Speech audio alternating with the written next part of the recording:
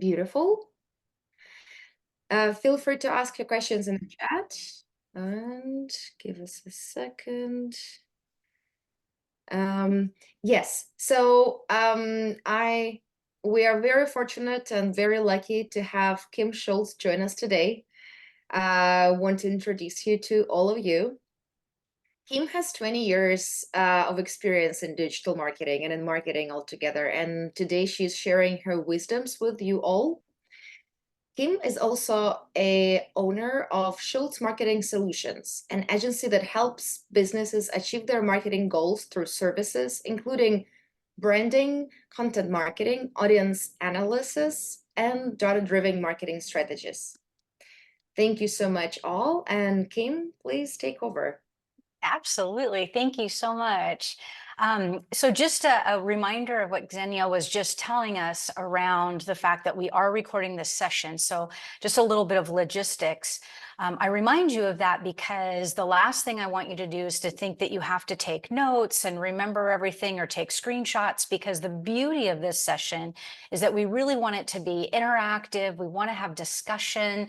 We're going to have plenty of time at the end for Q&A so we can ask questions live. But as she mentioned, feel free to drop your questions into the chat or even raise your hand and let me know, hey, stop, I want to ask something about what we're talking about here. Or if something you want to go over in a deeper level, we're happy to do that. So just again, don't feel that you have to attempt to remember everything. We're going to be sending the recording out. I'm also going to be including it'll probably be about 2 pages long, but it's going to go through everything that we discuss so that you have in more detail what we're talking about here today around digital marketing for small businesses. That said, like she mentioned, I have a real passion for marketing. I've been in the industry for over 20 years, but specifically around digital marketing, I've really made that my focus since about 2006, when I started taking an even deeper dive into digital marketing and just realizing its potential and how we make these deeper level of connections with people in our local communities, but also worldwide. And so I'm really passionate about connecting people and building relationships and storytelling. In all honesty, it's all about making those connections and moving the hearts and minds of people to do something. So I love to work with small businesses who are doing good for the world. It's just a little bit about me and why I care so much about what we're talking about today. So with that, I'm going to go ahead and start to dive in. And like I said, feel free to interrupt. There's going to be a couple opportunities where I'm going to ask for audience engagement. So don't be shy, use your voice, and let's have some fun. Now with Zoom, another little logistical thing, I have in the past had some challenges with it getting a little clunky, especially when I'm on video. Either I freeze or suddenly the audio goes haywire. So if no one minds, I'm going to go ahead and just turn my camera off right now while we're going through the presentation, and hopefully we don't run into any of those little glitches. All right, so without further ado, let's jump right in. There we go, lost my control for a moment and see why I turned off my camera. Things get a little funky. Okay, so today we're going to try and keep things at a higher level, and towards the end, I'll tell you a little bit more about what Thursday's session is going to be about. But today we're really going to be honing in on the specifics of digital marketing, setting the groundwork for what it is and what are the benefits for small business, along with walking through some of the steps of setting your digital marketing strategy, some guidelines in building out a digital marketing plan. And then I'm also going to be providing some resources and support that I absolutely love. Some of my industry favorites. They're free, but they're also tied directly to some different platforms and channels. And so they do offer paid services, but we'll get a little bit deeper into that. But I'm recommending them because they have top-notch industry standard content available to you at your fingertips whenever you need it or want it, and they're always there to help. And as I mentioned before, we're going to save plenty of time at the end for Q&A, but feel free to interrupt while we're walking through. So some introductory things to sort of set the stage about what digital marketing is all about. So we're going to kick things off with answering these 3 questions. That's really going to set the stage for why you should care about digital marketing. So with this first question, I kind of want to get some input and thoughts from the group here about what you think digital marketing is. So feel free to just throw some thoughts or ideas out there. Don't feel that you have to define it in full, but what is it? What does it mean to you?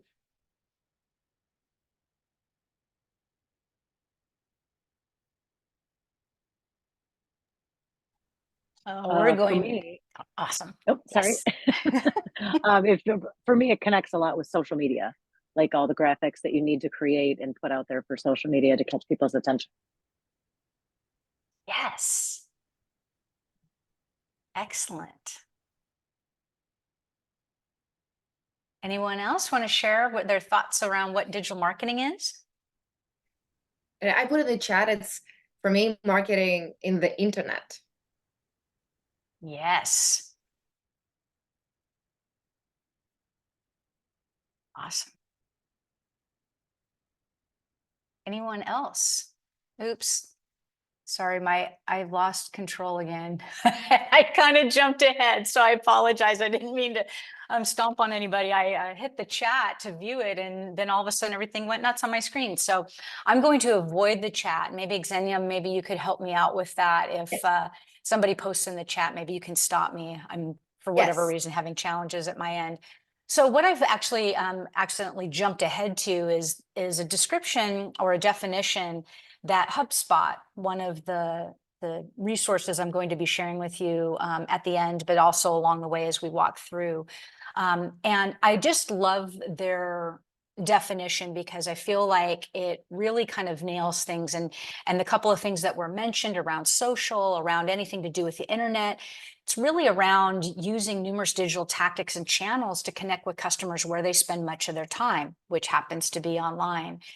And in addition to everything that y'all have shared along with this definition, you know, something that I want to interject a little bit about what it means to me personally is it kind of comes back to what I was mentioning to begin with, which are my passions.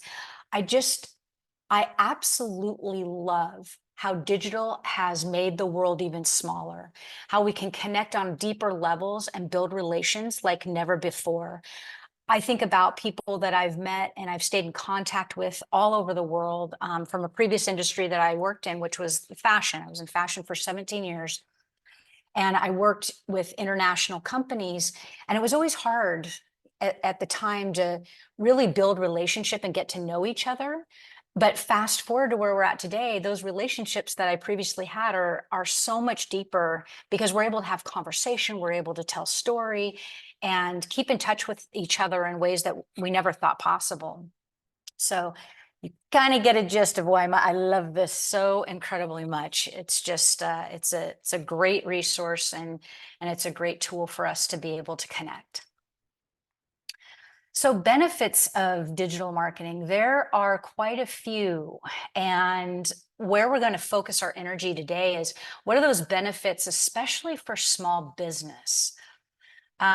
First and foremost is the cost effectiveness, the ability to be able to be creative and try a variety of different marketing tactics on any budget.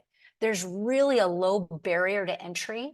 And you can also go haywire with it. You can spend a lot of money on different website content management systems to digital advertising, search engine optimization, and search engine marketing are all ways that you can also spend a lot of budget, but we're going to be focusing in on that cost effectiveness.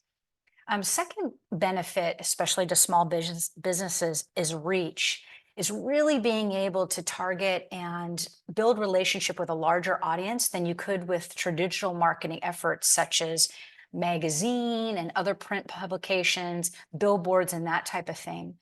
And also being able to meet those customers at every point in their customer journey. A third is targeting, really being able to focus your efforts and targeting only those prospective customers that are most likely to purchase your product or service versus throwing it all against the wall and hoping something sticks and hoping those who are interested in your product will reach out to you and make connection. A fourth benefit is adapting and being able to change. So testing ideas, being able to pivot on those ideas based on what you learn, and revising your marketing strategy quickly are huge benefits to digital marketing that you can't do in other traditional methods. And finally, it's measurable. There's a start to finish view of all the metrics that matter to your company, and you're able to actually determine and see whether or not something worked, and in most cases, why it worked or didn't work. So the next question that we want to answer is, what is digital brand awareness? Anybody have an idea of what that might mean, what digital brand awareness is all about?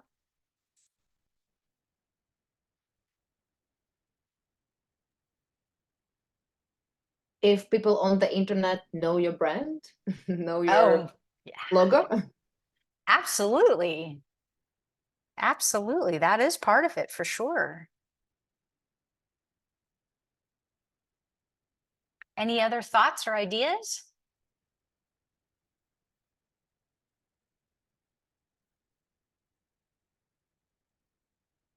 Okay, so we will jump to what SEMrush refers to as brand awareness is the extent to which people in your target market or beyond recognize you.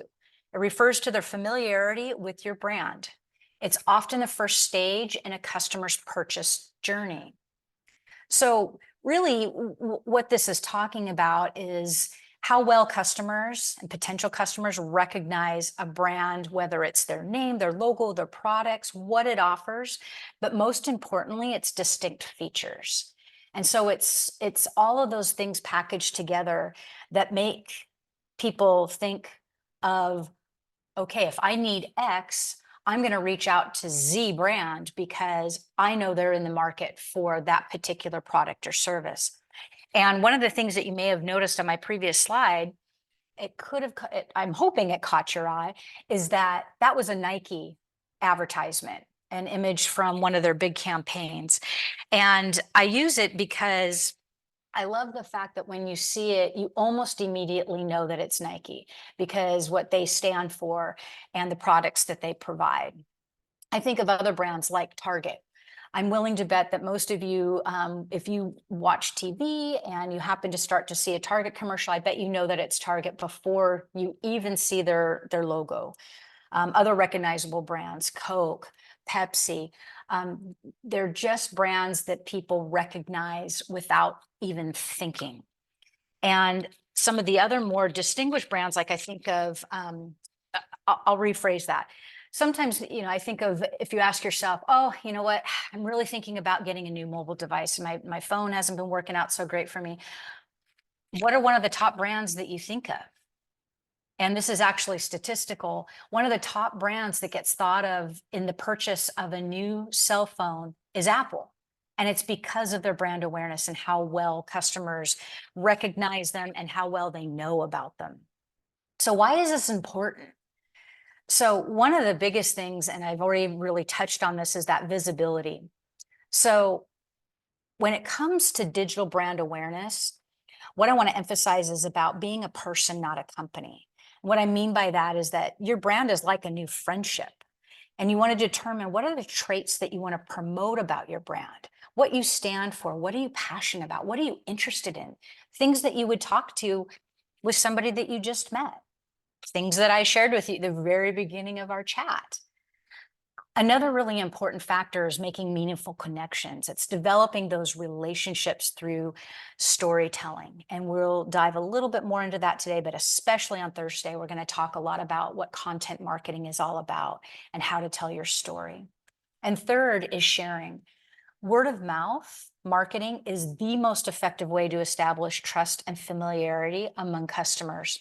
And I'll give you a specific example. I worked for a high school from 2016 to 2019, located in Tacoma, Washington. And I developed their first ever marketing strategy. One of the biggest things that I looked at was data around how people found out about the school and what drove them to even go to an event, let alone enroll and start sending their student there. And the number one way was word of mouth back in 2016-19 timeframe. Fast forward to 2024, I'm doing some work for them and doing some analysis in the market to see if those things have changed. And still, number one way that people are finding out and gaining interest in that school in Tacoma is word of mouth. So it's very important and it's very impactful. Oh, I apologize. This is not where we should be. I don't know what happened with my presentation. One moment, let me see if I can jump to where we should be. I apologize. I unfortunately have a couple slides that went missing. So I'm just going to go ahead and speak to it, if that's okay with everyone. Our third question was, what are the benefits of digital marketing for small businesses? And basically, if I went back and we talked a little bit more about those benefits around digital marketing, the benefits are exactly the same. So sorry, I'm stumbling a little bit, not having that in front of me, but it's cost effective. It's got that low barrier to entry that we talked about. The reach, being able to reach audiences that you never thought you would be able to reach before, that you might not be reaching today if you're doing other forms of traditional marketing. Targeting your efforts and being able to speak to those who are interested in your business. Being able to adapt and change and do things quickly, test quickly, learn quickly, fail quickly, and do it all again. And it's measurable. So being able to know and understand how your customers are engaging with your brand. So now we're going to dive a little bit more into kind of the nuts and bolts around building your digital foundation. And first and foremost is setting your strategy. So here's some of the key questions that we want to ask ourselves when we're setting our strategies. Who do we want to reach, right? So we talked a little bit about not just throwing everything at the wall and hoping they will come. I think a field of dreams. If I build it or if you build it, they will come. Not necessarily, because not everyone may be interested in your business and your product and your service. So who is it that you want to reach?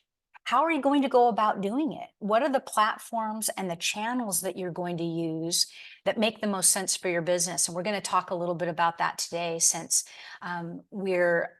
small businesses are focused around furniture, reviving furniture and keeping things out of the landfill, doing upholstery and so forth. We're going to talk about some of the platforms and channels that make a lot of sense for your business. The next question is, what do you want to achieve? What is it that you're seeking to make happen? Are you trying to increase your brand awareness because not many folks know that you're there in your local area? Are you trying to acquire new customers? Are you trying to generate new leads and nurture those leads, have conversation with those leads? Or are you trying to grow your business? Then who are your competitors? It's identifying those competitors, doing some research, understanding what sets them apart from you, and doing some benchmarking on how you're going to start targeting your audiences. And finally, how are you going to measure success? So what are your key performance indicators that we're going to answer the question around whether or not a campaign was successful, whether or not your brand efforts are successful, and analyzing those efforts. So with that, one of the next things we need to do is build out a digital marketing plan. So we're going to walk through some of the steps to do that. So some of the key activities around building a digital marketing plan, again, so incredibly important, is identifying that target audience, knowing who you're trying to attract, the customers that are most likely going to be interested in your product and services, and what's pushing them to make a decision, what's pushing them to seek out a new piece of furniture or reupholstering their furniture. What is the problem that they're trying to solve for themselves personally?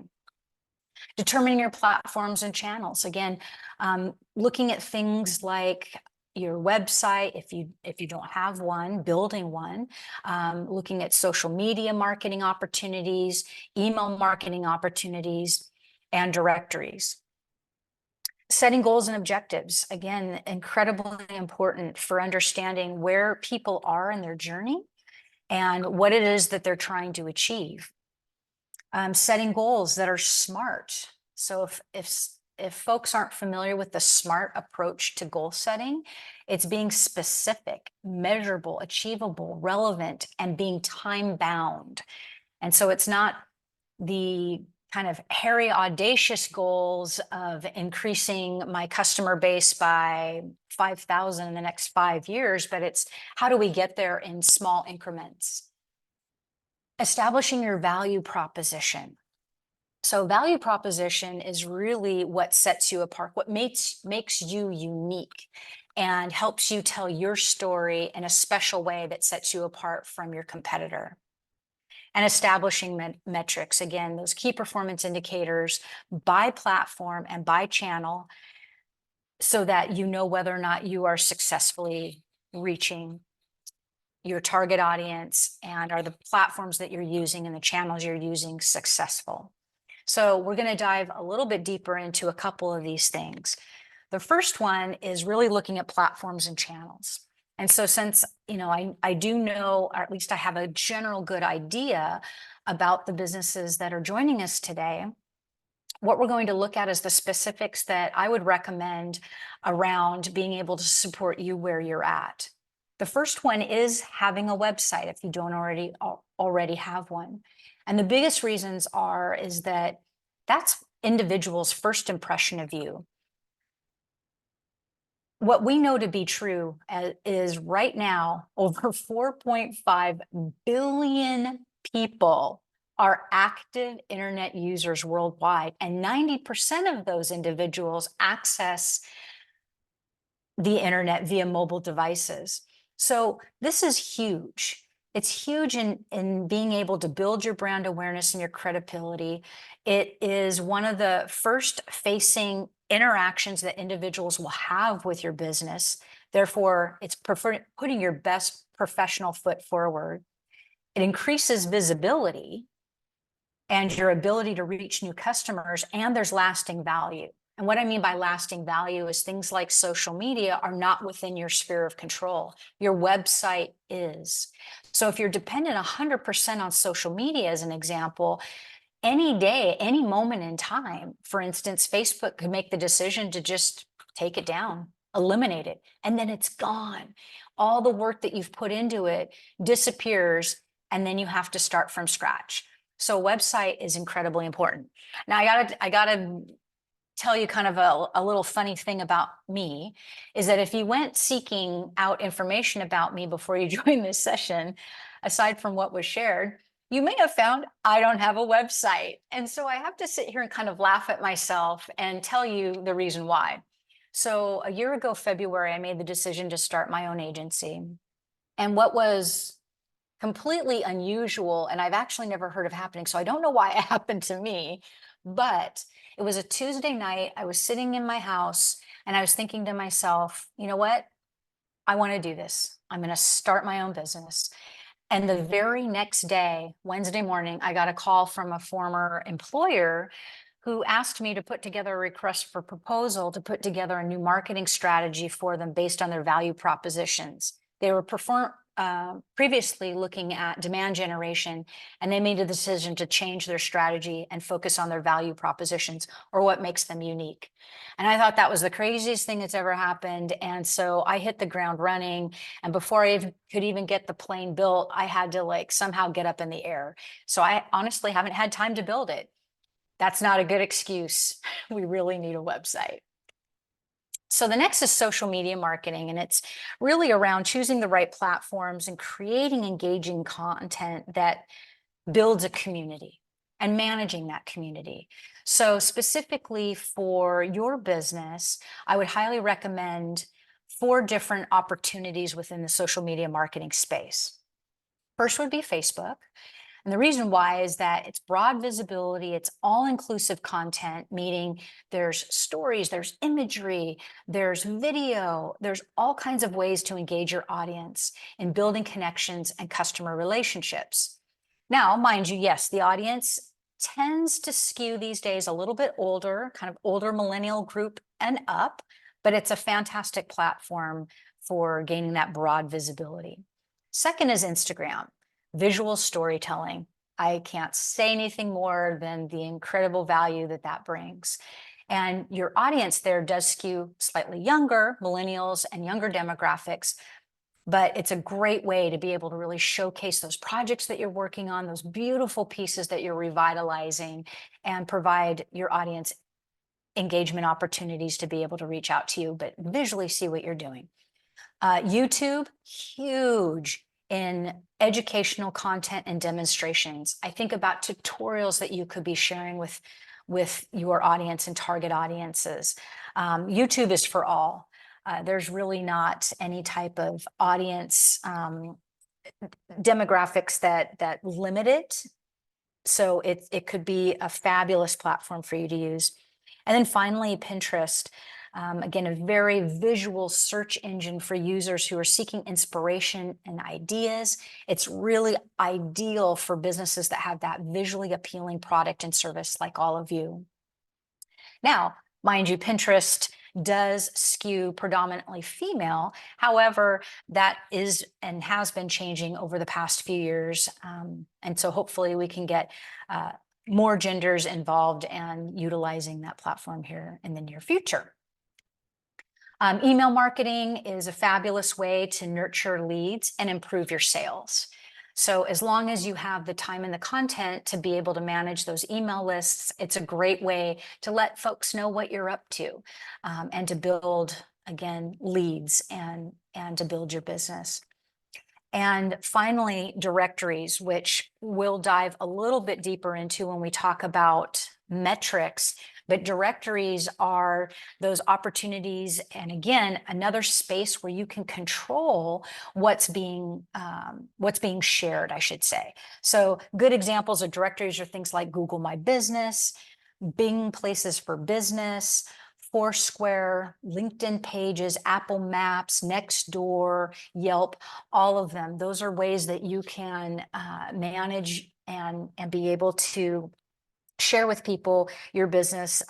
Those are also opportunities for great search engine finds. So it's one of the first things that Google will share, and we call it the pack on the right-hand side. So if you think about searching for upholsterers and what may show up on the right-hand side as far as who's available to do that in the local area. So upholsterers near me is another example. Another thing that people quite often will select is that near me option. You want to show up first and foremost in that pack on the right-hand side. So managing those directories is huge. Okay, now for the fun stuff. Now, I apologize in advance. I tend to geek out on metrics. One of the things that I just find so fascinating is what people are doing and how they're engaging with you online. So some of the key things to look at for those channels and platforms that we just went through. We'll start out with a website and some of the key metrics.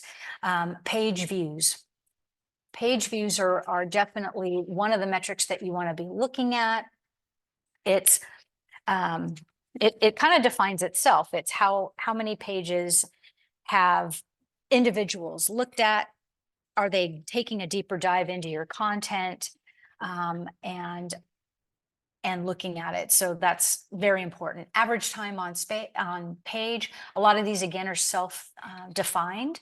It's how much time individuals are staying on a page. And if that time is very low, if they're only staying on for, say, a second, 1.5 seconds, they're not engaging with your content. They're not reading through your content. So it's a good metric to watch. Average session duration. This is how much time an individual is spending on your website during a session or during the moment they hit your site, it's unique to that moment in time, and it's tracked, and it gives you an idea of how much time they're spending.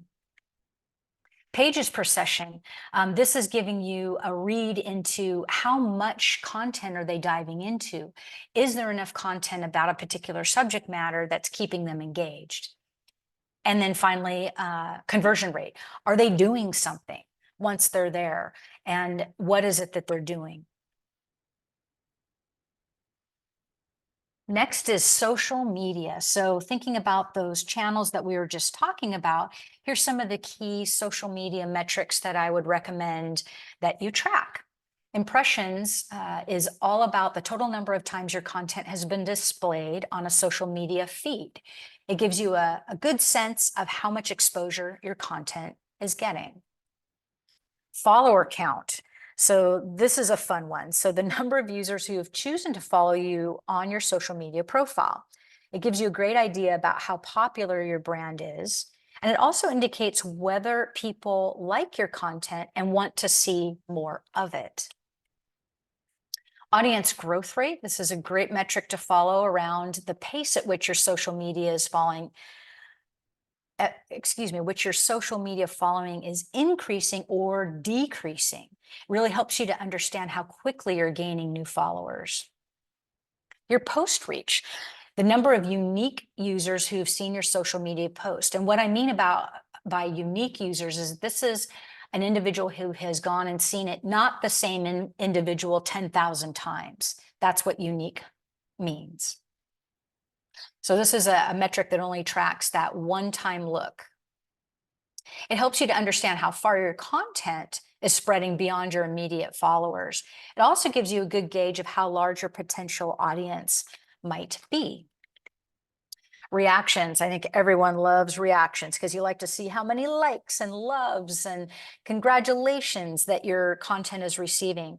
It also helps you to understand how meaningful your content is to your audience. Shares, another one I know that everybody loves to see when a user reposts your content on their own social media profiles. A high number of shares can significantly increase your social media visibility and attract new followers. It also acts as an endorsement. Think about advocacy and people using their voice. When they see your content, they love your content, and they share their content out. Now you're just expanding that, that reach, if you will, beyond those initial followers. Review ratings. These are huge. These are huge for social, but also in those directories. This is your customers' feedback about your product or service that's been posted on social media platforms and on directories. That provides direct feedback from your customers and helps you understand their satisfaction level and identify areas for improvement. So ratings are very key in social and, again, in directories. Email. So a few of the email metrics that I would highly recommend are click-through rate. So that's the percentage of email recipients who clicked on one or more links in a given email that you sent out. This provides you direct insight into how many people on your email list are engaging with your content and are interested in learning more about your brand and the service and products that you're offering. Open rate, that's the percentage of email recipients who have opened a given email. So this really shows an interest in your content. Bounce rate is the percentage of total emails sent that could not be successfully delivered to the recipient's inbox. Now, while this doesn't directly link necessarily to your business goals, it's still worthwhile to look at it to make sure that there's no deeper issues with your emails, whether you're sending them out directly from your business account or if you're using an email publication platform to do so. There could be a problem if your bounce rate suddenly grows.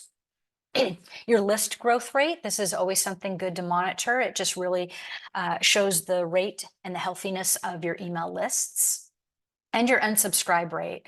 So again, it's not a percentage or a metric that ties directly necessarily to your business goal, but it does show the percentage of email recipients that have been unsubscribing from your send list after opening an email. So if all of a sudden you see that rate skyrocket after a particular email send, that could tell you something about the content that you just sent out. So resources and support. These are things that I want to share with you. And again, don't worry that I haven't included any URLs in what I'm going to share with you, but these are resources that are either low to no cost that are available to you at any time. And again, I'll be sending this out with more information after our session. But these are some of my favorites for digital marketing. HubSpot, they are known for being a customer relationship management provider. So they have a platform to be able to manage everything from the things that we've been talking about, your audiences and how they're engaging on social, how they're engaging with your emails and so forth, and being able to manage those relationships at a deeper level. Now, I'm not here pitching them. I could never afford them as a small business owner, no way. However, I am pitching their amazing content. They have one of the best digital marketing blogs that I've ever seen. It's so good. And they're there on chat. They're available to talk if you would like to take a deeper dive into something specific that you're reading about. They're excellent content marketers. Second is SEMrush. SEMrush is a great tool for being able to really take a deep dive into your website and your competitor's website.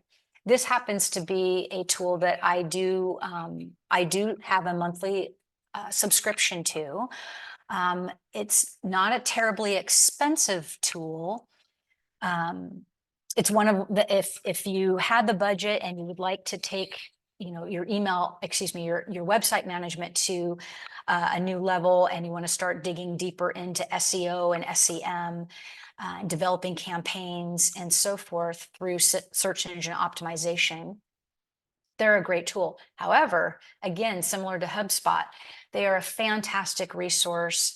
Their blog, along with their content on their main website, is just outstanding for being able to take a deeper dive into digital marketing, get your questions answered, and do research. Great resource. The Content Marketing Institute, they are actually really, I've only engaged with them on a free level. I've gone to some of their events in Seattle. They do meetups quite often and talk about the benefits of content marketing, the benefits of storytelling, and how you can build your brand and your audience with that. They're really all about creating that valuable content that attracts and engages your audience and answers your audience's questions to help you build trust and develop relationships, improve conversions, and generate leads.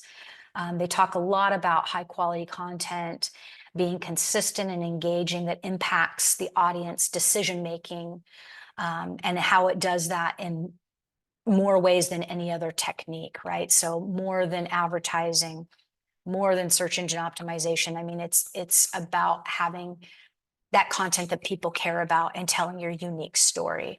So another support tool that I highly recommend. They have just some of the most brilliant individuals that are providing all the tools and resources for you at no cost. Hootsuite, I'm willing to bet that this might be a social media publishing platform that some of you are aware of. They're known for helping you manage your posts and schedule your posts and save time. However, again, like the three prior, they provide some of the greatest social media support and ideas for social media marketing, and I can't recommend them enough. Again, they're very fabulous support team. They love to have conversation. They're very social, hence being a social media platform publisher. And their website and blog provides just outstanding resources to help you manage social media.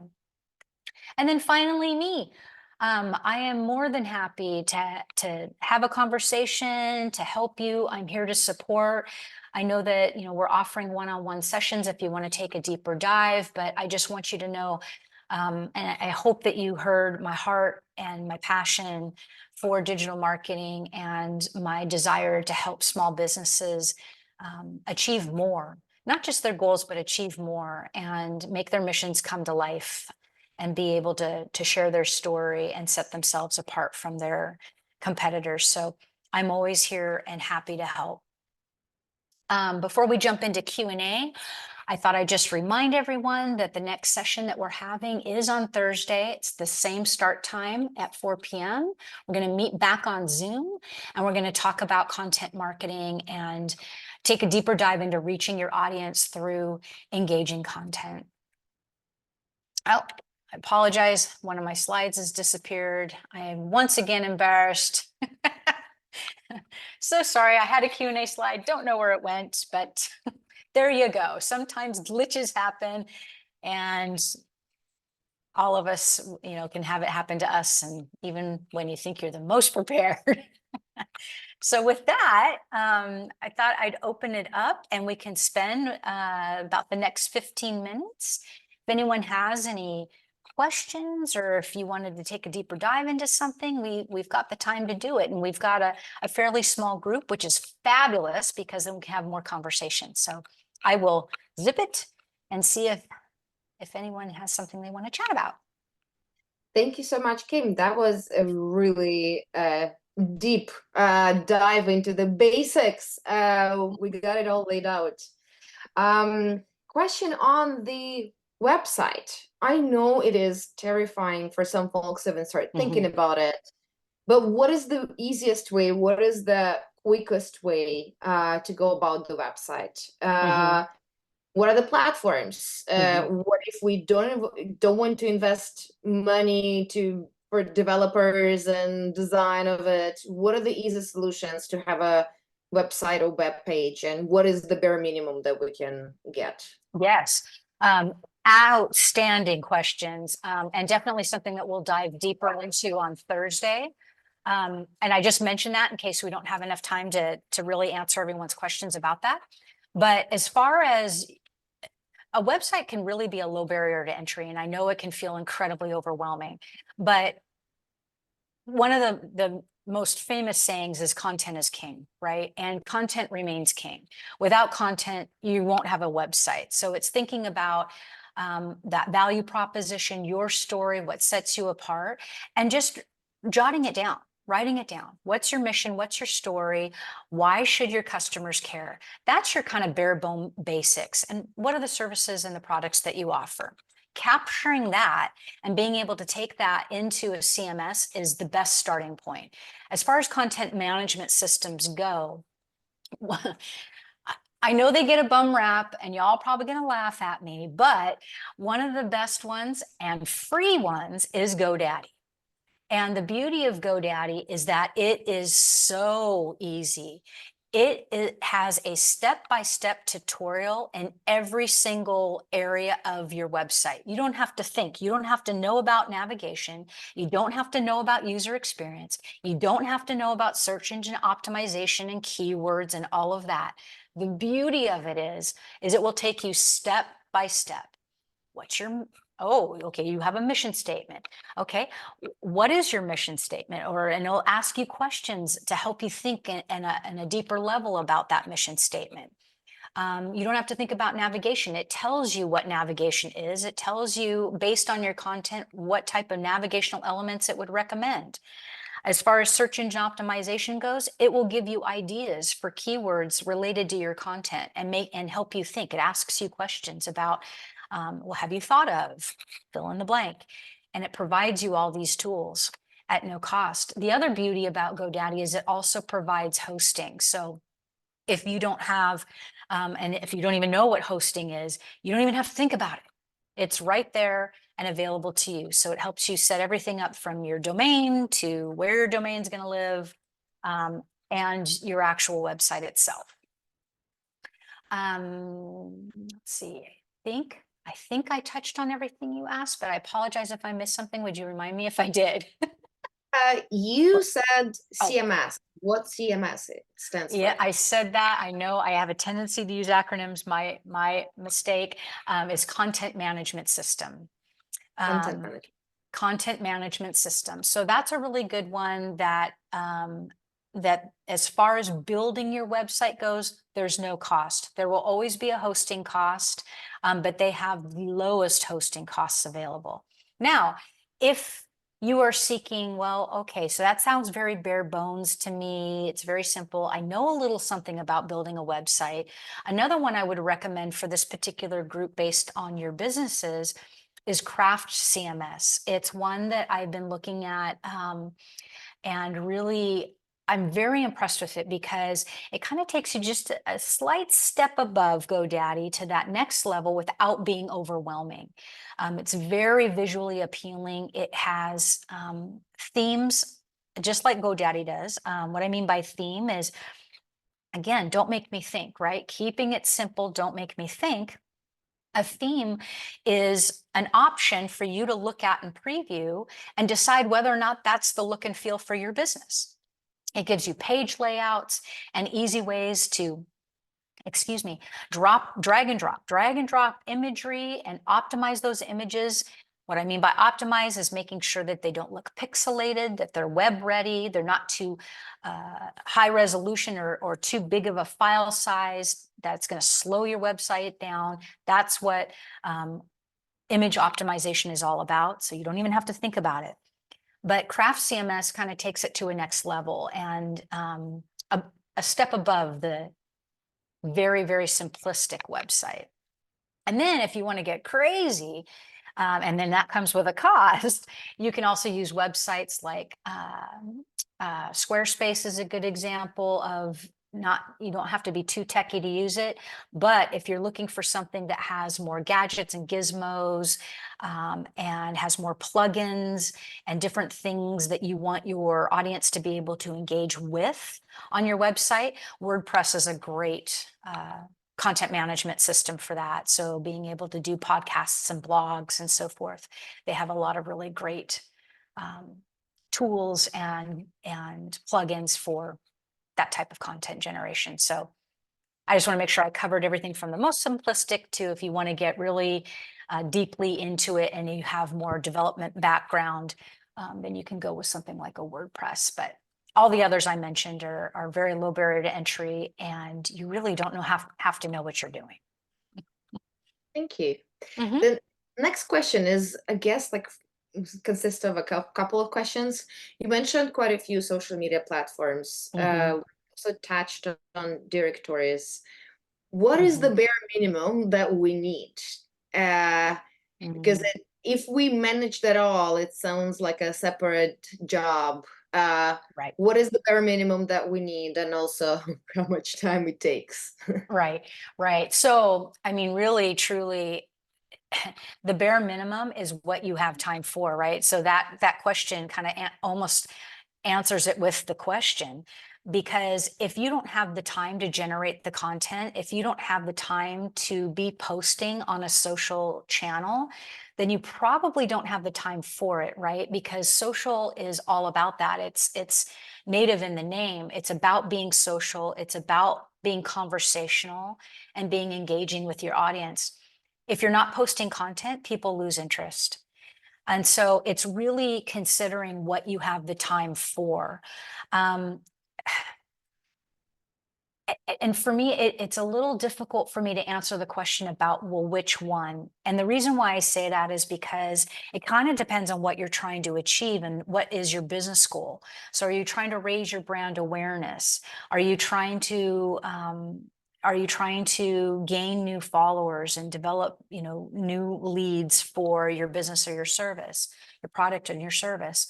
So it kind of, what I'd recommend is really thinking about and making sure that you've set concrete business goals and then what you have the time for. So looking at social, I would pick one. I would pick one that makes the most sense for you. So again, Facebook being kind of the all-inclusive, if you will, being able to do any type of content. It's broadly known, it's broadly used. Your typical demographic is broad. So that could be a really great starting point. And then when you start to really hone in at a deeper level with your audience and who those targets are and where they are spending their time, you might discover that Instagram might be a better platform for you. And you can start building out your brand there in a much deeper visual way. So for me to say, okay, well, no matter what, everyone should be using one or the other.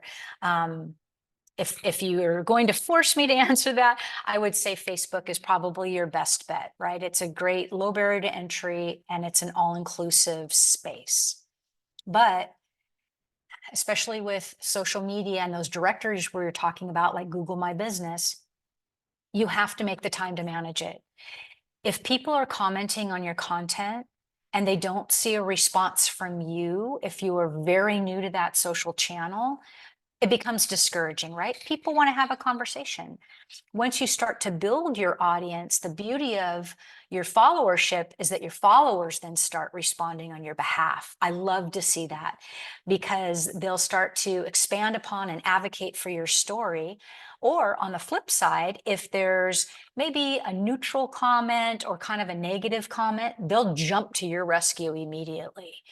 And so once you start to build that audience and you have a level of trust, you can be a bit more hands off. But to begin with, you have to make the time and have the willingness to be able to generate that content and then respond to comments. So it can be challenging. With directories, especially Google My Business, Google drives me nuts, to be honest, when it comes to this, because you need to research and claim your page and set all the content on that page. So basic things like your business name, make sure it's spelled correctly, your hours of operation, along with any other details. There's quite a few details that they allow you to include. But the challenge and my frustration with Google My Business becomes anyone out there with a laptop or a mobile device of any kind or a desktop can change your Google My Business page. So if you have your hours listed as an example, they can go in and say, oh, they're not open from 10 to 3. They're open from noon to 2.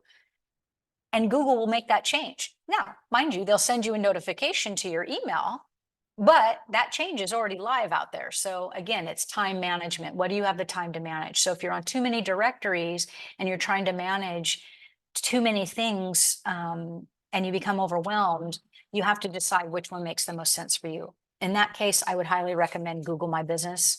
It's one of the most popular, the most known, the most used directories. But again, I had this happen. I worked for the YMCA and 9 different community centers. So I had 9 different Google My Business pages that I had to manage. And every day, I kid you not, somebody made a change to it. Blast you, Google, but it's important. So from what I understand on social media, you kind of have to keep up with content. So like, how often do you recommend posting on social media for like low barrier entry? Like, what's the minimum frequency? Yeah. Yeah, that's a tough one too, especially if your audience is desiring your content. So I would say minimum 2 times per week. Optimally, if you've got the time for it, 3 times a week is fabulous. It feels good. It feels good to your audience. It feels like they're getting more from you than just say 1 post a week, which is nice. And 3 posts a week, at least from my experience, if you're not on too many platforms and you're focused. So let's say Facebook and Instagram, because the beauty of those 2 is that you can post simultaneously to both of them at the same time. But it is the same content if you do that, and your users will start to see it. So there's pros and cons there, but it's also manageable. As one person, I tend to be able to manage both of those platforms with that many posts a week, say 2 to 3, and it doesn't feel overwhelming. But if you were trying to also manage Pinterest and YouTube, and it becomes overwhelming. So I would say keep it to 1 to 2 channels, 2 to 3 posts a week, and it should feel fairly manageable. Mm-hmm. And what is the maintenance of directories? Like, is like only like responding to comments? Is that the only thing that you need to maintain? That's the main thing that you need to maintain. So very similar to social.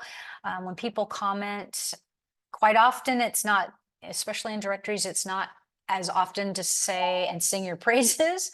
And so you really want to manage that sentiment. And so that's again what people are saying and feeling about you in the online space. So it's good to definitely respond to directory comments. And then secondly is any type of changes that a user, and a user I mean by anybody that's out there in the internet, makes to your page, because Google My Business, from my perspective, is the worst one because there's no pre-notification. That user makes a change, it's made to your page outside of your control. You receive an email that it happened. So being mindful of those user-generated changes. Now, comments, I want to make a comment about comments real quick, is think about your brand voice, your brand look and feel, right? No one knows your brand better than you.